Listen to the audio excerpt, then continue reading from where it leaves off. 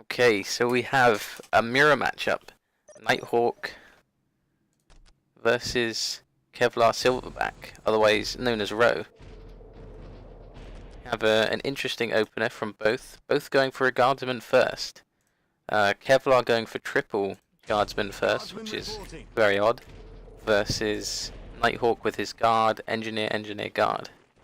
So, interesting builds, neither of which standard. And right as I say that, Silverback adjusted his build, got himself an engineer out.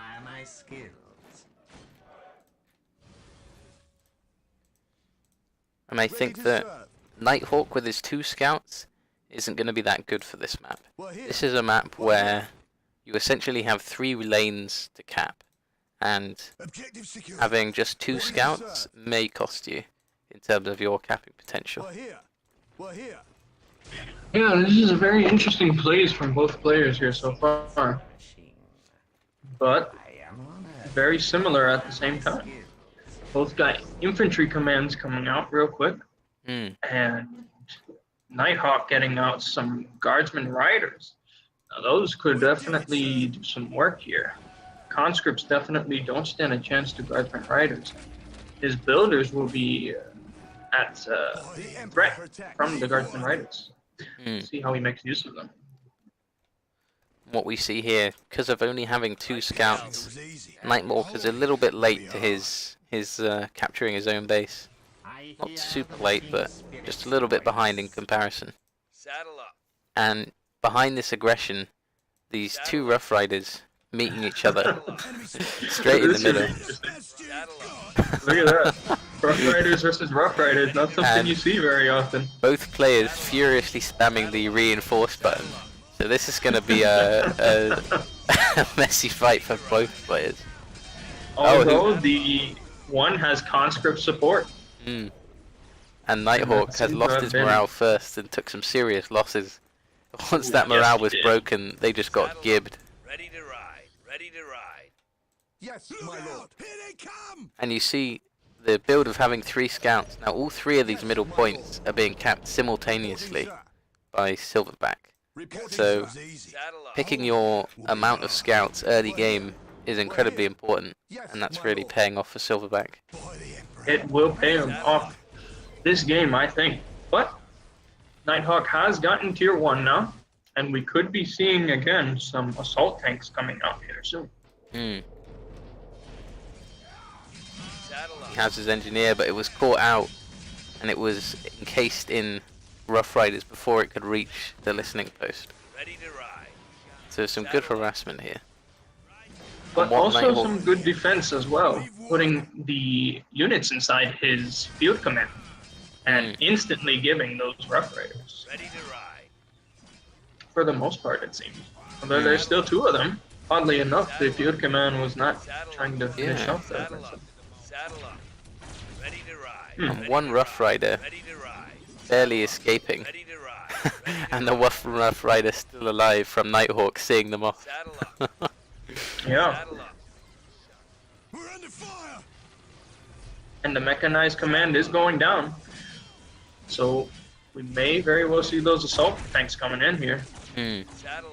Kevlar trying to prevent it from being built, but unsuccessful. Kevlar throwing guardsmen straight into the enemy lines. Not perhaps the best move here from him. He'd be very lucky to get 1 listening post here. With all that firepower behind the structures. Yes, the defenses with conscripts inside of them are not to be underestimated. They will still defend quite well. And on Roe's side, he's getting his tier 1, but he has more map control and more money, but he's behind on the tech. And if Nighthawk gets out a Chimera tank now, before there's any anti-vehicle, it could come in and do huge damage. It may very well be enough to help turn around the game for him to reclaim map control. That is for sure. Nighthawk's biggest problem right now, being so high on requisition and yet so low on power, he has had his base harassed and his engineers been hiding. So the normal period which you go through while you're teching up, you would normally be building generators, and he hasn't been building them, so this tank coming out a little later than you would normally get from Tech Rush. Yes, and when you're floating that much more requisition than your power, and you might as well just get a couple guardsman squads out too. Guardsman squads with plasma guns are not to be underestimated by any circumstances. Tank coming across the map. Kevlar building sneaky mines. One of them going to be destroyed before it gets up. But it'd be interesting to see if the tank does in fact roll over those mines. Yes, interesting. You can tell that play. Ro is he's paying attention. He scanned the mechanized command to see if a tank was building. He saw the animation and saw that it was building, and so prepared the mines in good time. Those mines did get some hits, and they did do some damage to the Chimera assault tank. And although they've done And some he damage, does have tier 1. I think despite this damage, he should have just kept going and moved into the base. This is the time ticking away before Kevlar has his own anti-vehicle. And Nighthawk wants to make as much use of this Chimera as he can before Kevlar has his own anti-vehicle. I agree. The damage needs to be done before he catches up. And you see both players being victim to the same problem. Once their tech is up, they haven't been preparing generators while the tech is coming up. So when the tech is finally finished, they can't fully make use of it straight away. Yes, can be quite an issue. What are your orders? Reporting, sir. Although a quick attack coming in from the Rough Riders, but it seems like it's going to get shut down by the assault tank. Although they do manage to kill the conscripts that were there, trying to cap that point and stop them. Very nice play.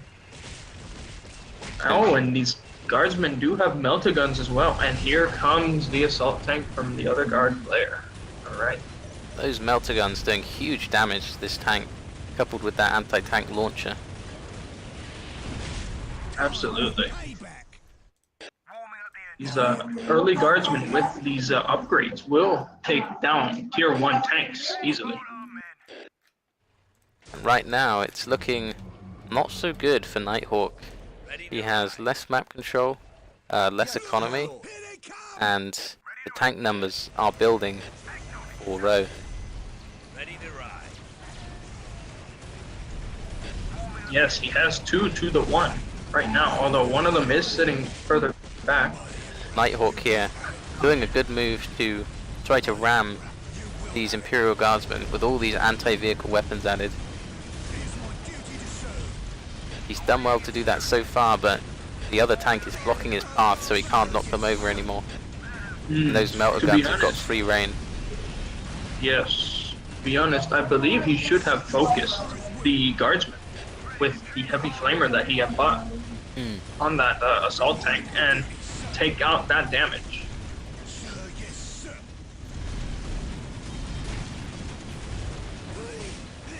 Oh, and the explosion from that Chimera, breaking the morale, causing these melters to now do way less damage than before. It is my duty to serve.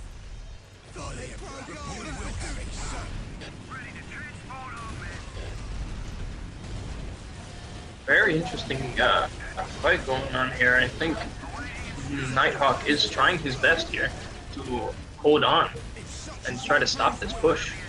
And you see one of the common mistakes is queuing multiple tanks out of a single building, whereas with what he has now, he could probably just about double pump. Saddle up. And with the superior eco and the surround of his mechanized command, I think this is it for Nighthawk. If that mechanized command does go down, the other guard will probably win this game. He just seems to be floating quite a bit of requisition here when he could be using that to be building more guardsmen or anything really that should have been built. He's managed to squeeze out a heavy weapons team, but this game looks to be over.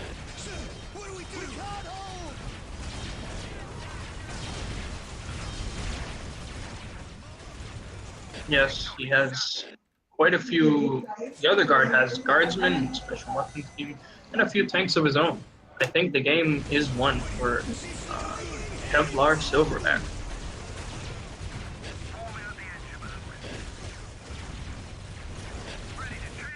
And you got to think to yourself, having the third scout at the beginning and getting that extra money be a real help, because it was that scout which initially helped the two Rough Riders.